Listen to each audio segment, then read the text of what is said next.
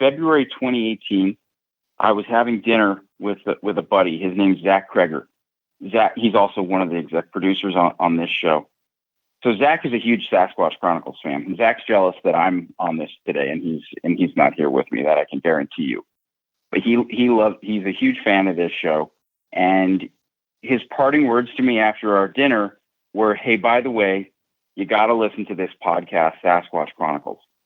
I love it. I think it's incredible. You're either going to love it or think I'm crazy for loving it, but just give it a listen." And I'm not going to BS you, Wes, right away. When he told me that, I had no interest. I'm not a monster movie guy. I was not. I mean, granted, I grew up in New Jersey, and there was a certain amount of fear of the Jersey Devil that I had as a kid in camp, in the Pine Barrens. But cryptids were just not my thing.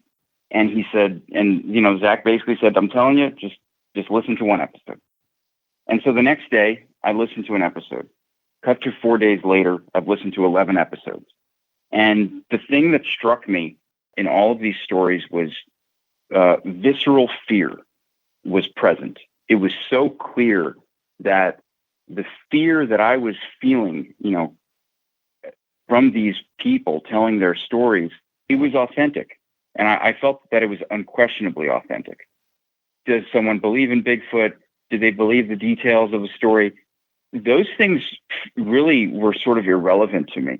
I knew that I believed these people because I believed that they were afraid. And that really struck me. I thought there was something really, really, really profound and deep there. And so I spent the next week just sort of having a conversation with myself, which is, I got to make a Sasquatch something. I don't know what it is. And then there's another part of me that thought, you're not a Sasquatch guy. You know what I mean? That's not your thing. You make social issue documentaries. What are you talking about? And where I landed at the end of that week was, I am going to tell a story that is somehow set in the world of Bigfoot. And then my next thought was, well, what if I found a murder mystery that is somehow intertwined with a Sasquatch story? There's obviously a ton of true crime out there, and a lot of it does feel sort of tired.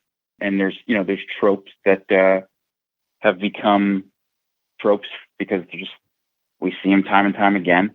And I felt like this, if I could find this story, I thought, God, that would be really, it could be something fresh and unique. What I would hope is that I could find a story that could capture a sort of even next level spirit of that visceral fear that I was sensing from the folks that you were talking to.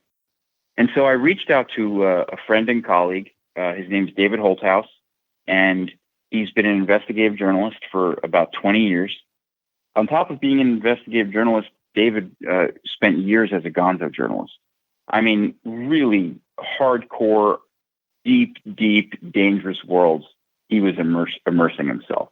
And so I sent David a text message, and I said, "Hey man, this is the craziest text I'm going to send you for the next 5 years. I want to find a murder mystery that's somehow wrapped up in a Sasquatch story. And if it exists, pursue it as the next project." He wrote me right back. He said, "I love it. I got one, and I'll call you in 5."